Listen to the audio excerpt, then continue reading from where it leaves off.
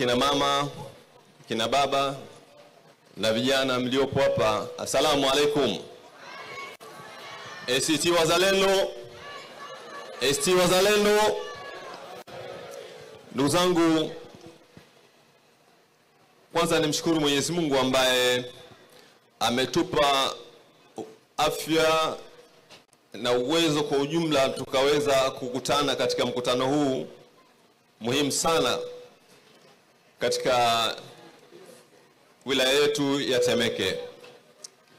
Ndugu zangu, muda sio rafiki, na kwa sababu hiyo nitazungumza nukta chache ambazo naamini ni muhimu zikafahamika kwetu.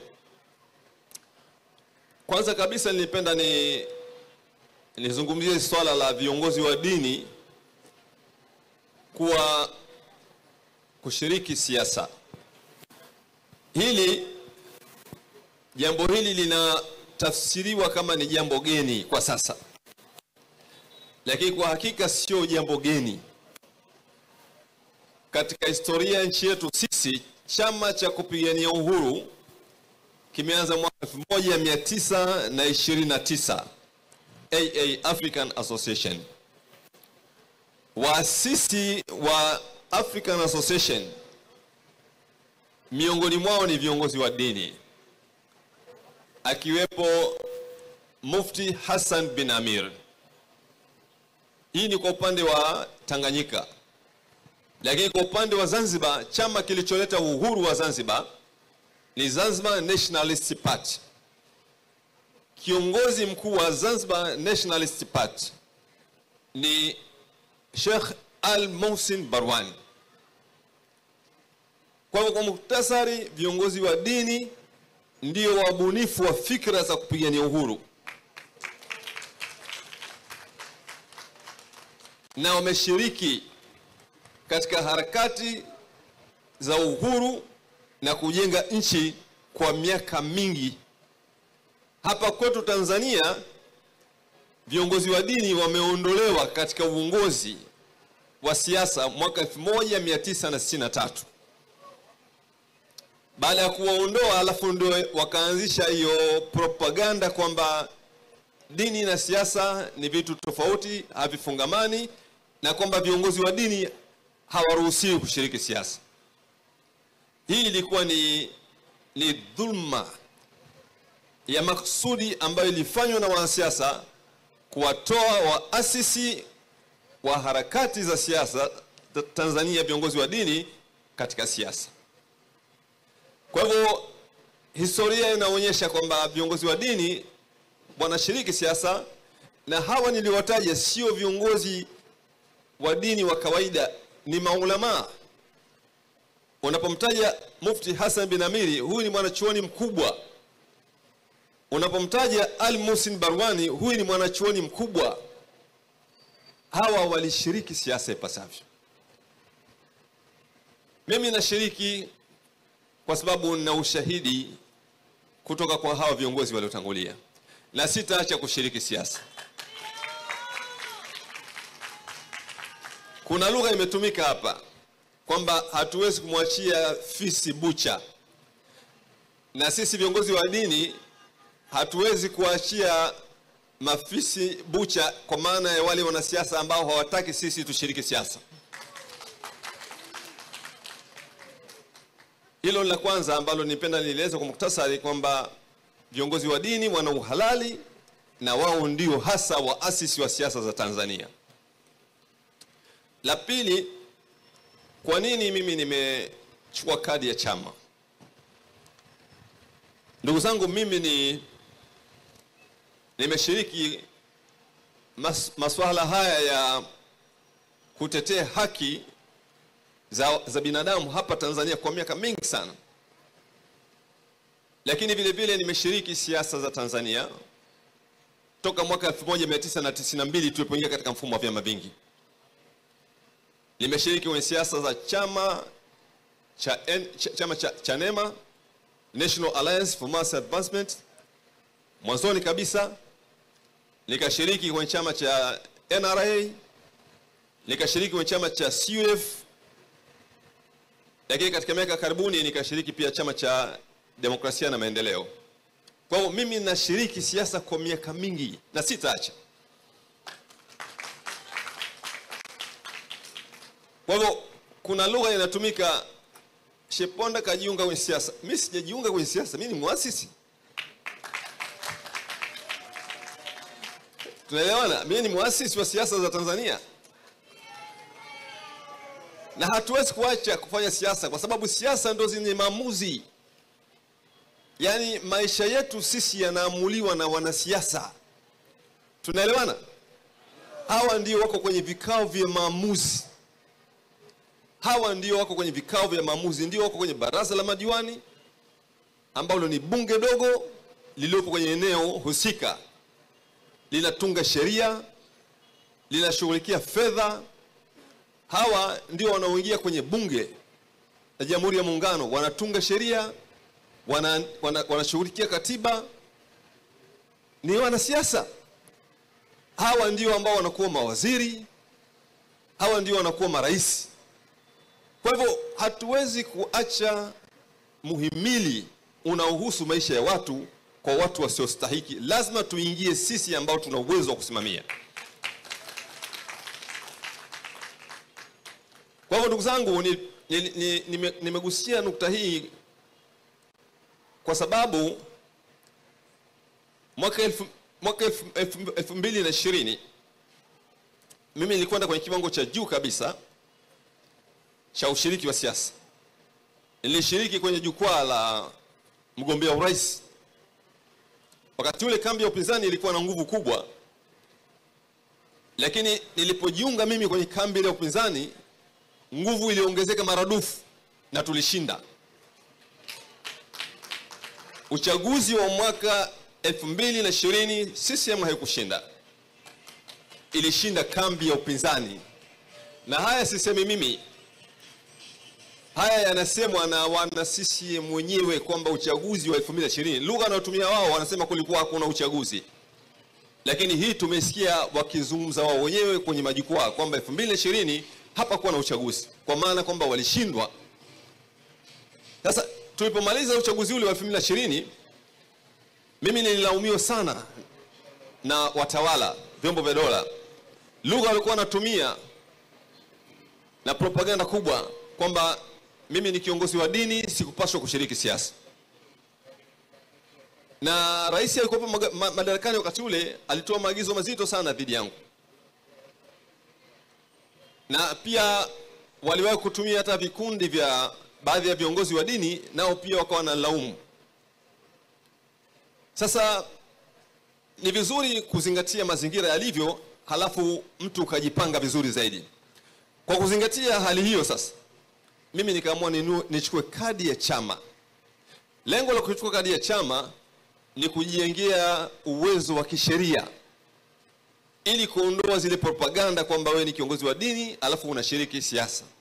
Leo hii sasa, baada ya kuchukua kadi ile, ina maana nimechukua kofia ya pili. Kofia ya kwanza kofia ya dini, kofia ya pili kofia ya siasa. Kwa hiyo leo hii ninapozungumza hapa, hakuna mtu atanilaumu tena. Kuna mtu atanilaumu kwamba mimi nimechanganya dini na siasa?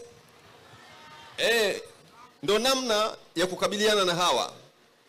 Namna ya kukabiliana na hawa ni kujua namna ya kutumia vizuri mazingira yaliyopo. Kwa hiyo mimi nimechukua kadi kujijengea uwezo wa kisheria utakaoniwezesha kufanya zile harakati mbalimbali nilizokuwa nazifanya kwa ufanisi zaidi.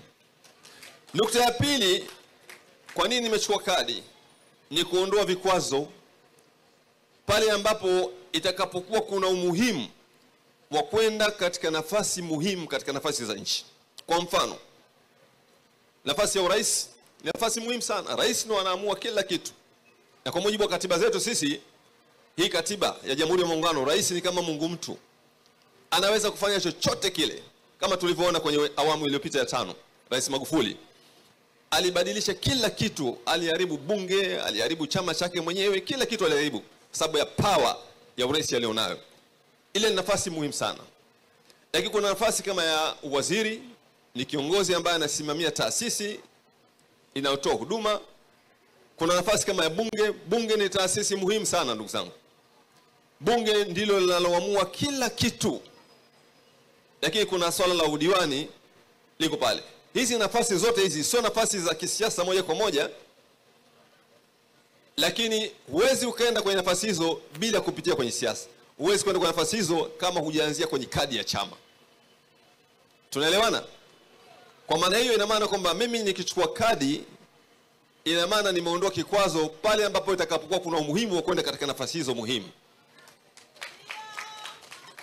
Tunaelewana? Ndugu zangu, mkutano wetu wa leo ni sehemu ya mkutano wa kutoa elimu ya uraia. Tunaelewana? Yaani hapa tulipo ni kwamba tunaelimishana, na mimi napenda wanachama wenye ujuzi, wenye weledi wa haya mazingira, hizi siasa zetu wazielewe vizuri. Tunaelewana? Vyama vingine wao wanafanya kampeni, lengo lao ni kuwafanya watu tuwape ridhaa, lakini wanafanya watu washiriki uchaguzi hali ya kuwa hawajui namna gani ya kushiriki na namna gani ya kufikia malengo yanayokusudiwa. Kwa hivyo kimsingi hii ndo hali ambayo imepelekea mimi niweze kuchukua kadi ya chama. Hapa niongezee kitu nimalizie kabisa. Kwa nini ACT Wazalendo? ACT Wazalendo kwangu mimi ilikuwa na sifa mbili. Sifa ya kwanza ni chama ambacho nimeangalia ndani nikahisi kwamba chama kipya lakini kina weledi mkubwa sana ndani wa kisiasa ndani yake. Swala la weledi, ujuzi lipo. Lakini pia ni chama ambacho ndani yake kuna watu wakongwe wa siasa za mageuzi. Kwa sababu wengi kwenye chama hiki ni watu ambao wametoka kwenye vyama vilivyoshika hatamu za uongozi wa kambi ya upinzani huko miaka ya nyuma, ndio hao waliokuja kuhamia kwenye ACT Wazalendo. Watu kama kina Bab Juma Duni, watu kama kina Ismail Jusa. Lakini kuna watu wenye uwezo mkubwa sana katika nchi hii na walioshika wadhifa kwa uadilifu. Mtu kama Othman Masudi, mtu ambaye aliweza kuacha wadhifa wa serikali pale alipoona kwamba serikali inaongozwa kwa usaliti, akatoka akaamua kuacha wadhifa wa kiserikali. Lakini la pili, la tatu, chama hiki tayari kina mguu mmoja serikalini. ACT Wazalendo ni sehemu ya serikali ya Zanzibar. Sisemi kwamba labda pengine mpaka sasa hivi serikali ile ya muungano kwamba labda inafanya vizuri, mimi sizungumzii huko au haijafanya vizuri, lakini tayari chama hiki kina mguu kwenye serikali ya Zanzibar. Kwa hivyo sifa hizi ni miongoni mwa sifa ambazo nimehisi kwamba unaweza ukafanya juhudi na harakati zako kupitia chama hiki na ukafanikiwa. Jambo la pili katika ile kujenga nguvu za kisheria. Ndugu zangu, mimi nimekuwa nikifanya harakati hizi kwa muda mrefu sana, lakini tunapambana na vikwazo vingi sana. Kwa hivyo ni muhimu kujenga nguvu za kisheria. Mnaona hali yetu jinsi ilivyo hapa nchini kwetu Tanzania. Hali ya maisha kiusalama, hali ya maisha kiuchumi ni mbaya kupita maelezo.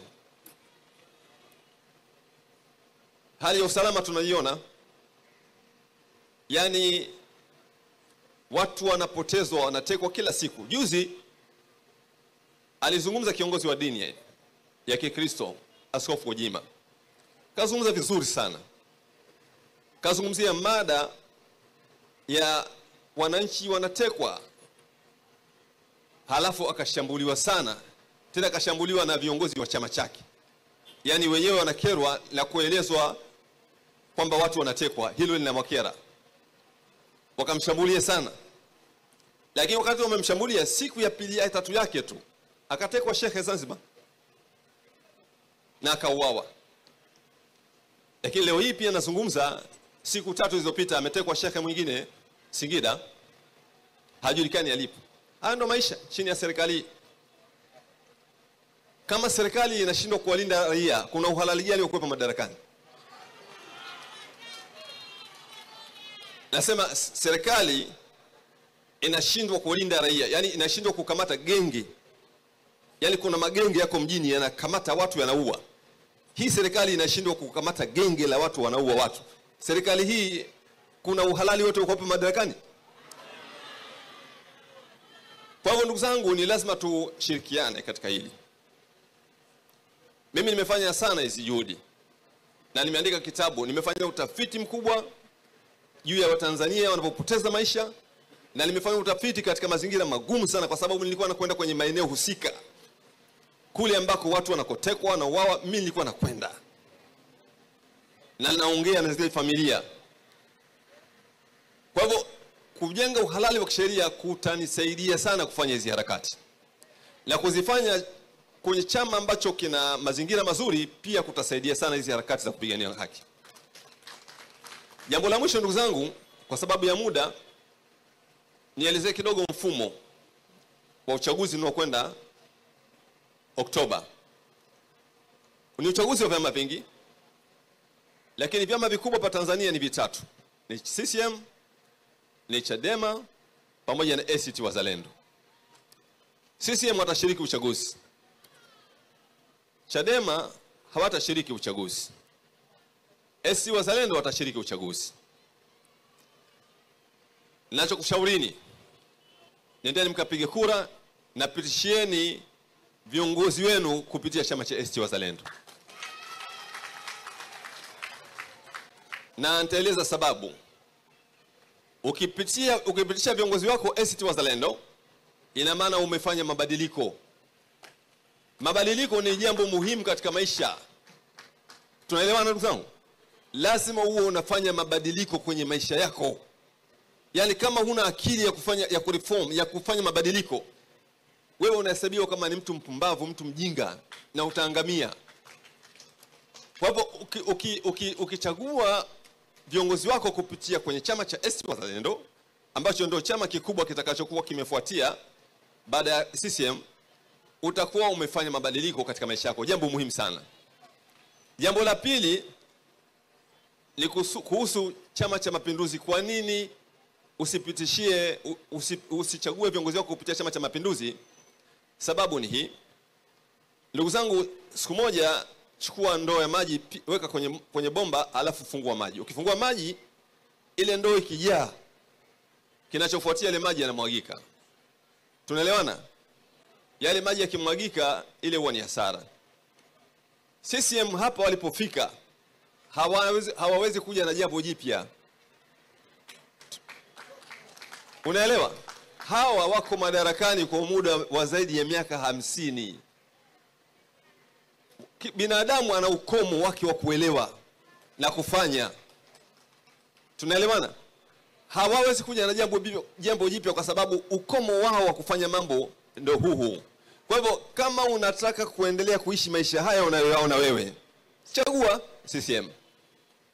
Kama unapenda haya maisha unayoona, watu kutekwa. Juzi sisi tumefanya utafiti mdogo. Tulikuwa tunafanya utafiti kuangalia kiwango cha ubinadamu. Yaani hali yetu Tanzania katika miaka hii zaidi ya 50, hali ya ubinadamu ikoje? Tumefanya utafiti wa namna hiyo.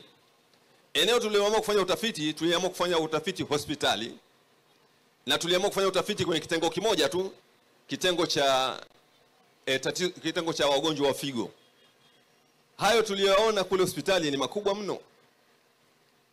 Leo hii mtu anatibiwa, akishatibiwa, akiwa anatibiwa lakini malipo ni makubwa sana.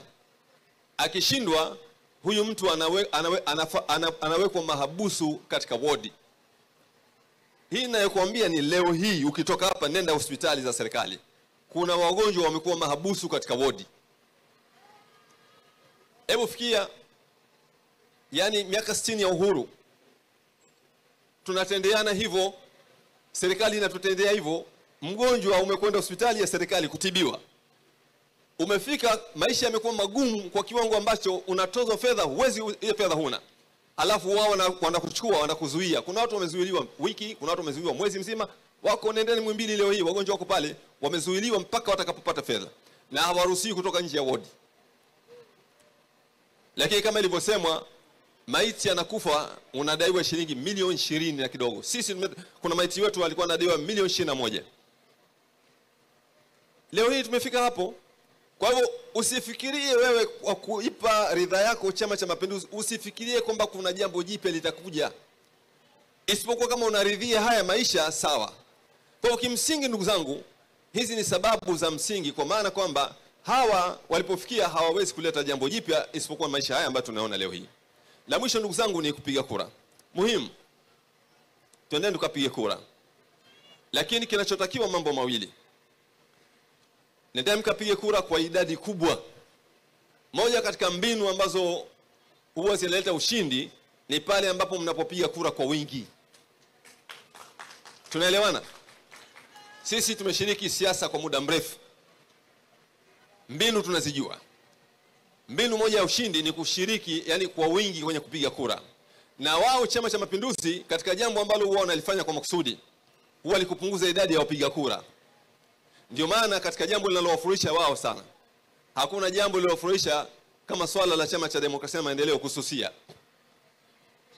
Huoni juhudi yote ambayo inafanywa na Chama cha Mapinduzi ambayo inapelekea labda angalau waone nafuu fulani hivi Chadema ili wakubali. Hawafanyi, wanakueleza tu zile sababu zinazofanya kwamba wazidi kukataa.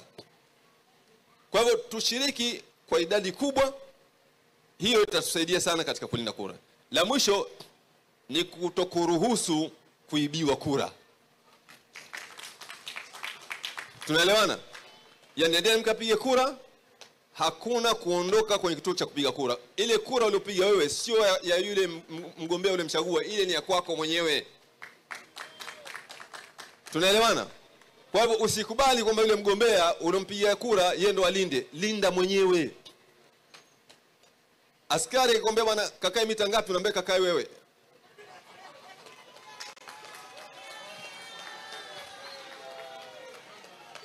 Na hili ndio moja katika mambo ambayo mimi nimekuja kusimamia huko.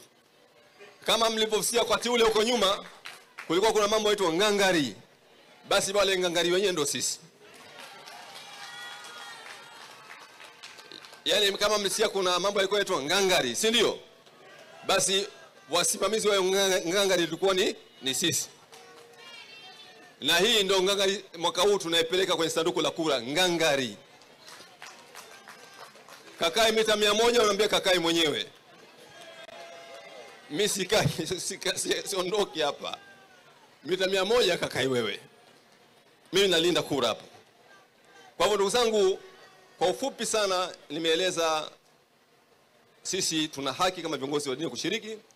Sababu zilizonifanya nishiriki ni kujenga uwezo wa kisheria.